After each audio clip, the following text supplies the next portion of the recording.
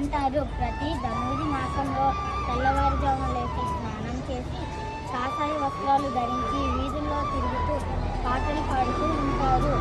ఈ మాసంలో వారికి ధనధాన్యాలు దానం చేస్తే మనకు చాలా మంచి జరుగుతుంది. హరే రామ హరే రామ రామ రామ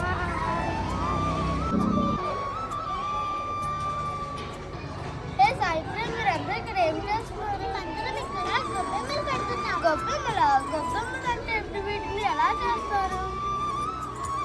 వీటిని గొబ్బెమ్మలు అంటారు. వీటిని ఆవు పేడతో చేస్తారు. గొబ్బెమ్మల్ని గౌరీదేవిగా భావించి పూజలు చేస్తారు. ధనుర్మాసంలో గొబ్బెమ్మలు పెట్టడం అంటే మాకు చాలా ఇష్టం. వీటి చుట్టూ తిరిగి పాటలు పాడతాము.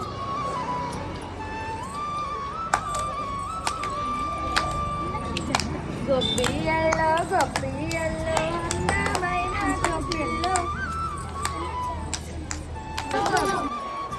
ఏంటి మీరంతా చలిమంట వేస్తున్నారా? చలిమంట కాదు, భోగి కదా, భోగి మంట వేస్తున్నాము. భోగి మంటలో ఇంటిలో ఉండే చెత్త వేస్తారు. దీంతో ఈ సంవత్సరం అంతా చీడ వదిలిపోవాలని మంట వేస్తారు.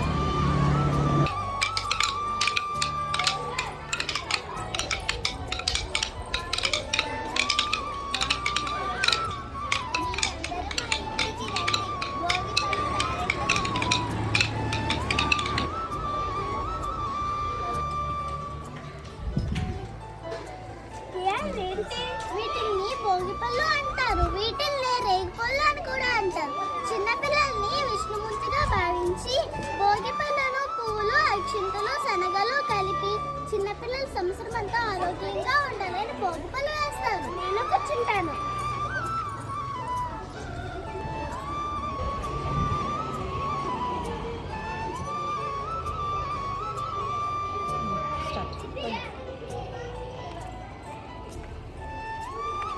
ఈ సంక్రాంతి 3 రోజులు పిల్లలు పెద్దలు చాలా సందడిగా ఉంటారు. ఈ రోజు పిండి వంటలతో తాంబూలాలు ఇస్తారు.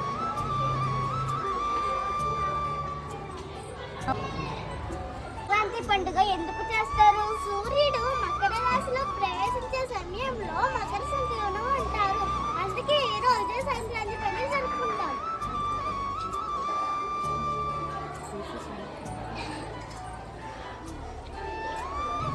పొంగల్ ఎందుకు వండుతారు? రైతులు వరి పంట ఇంటికి చేర్చి చాలా సంతోషంతో ఉంటారు.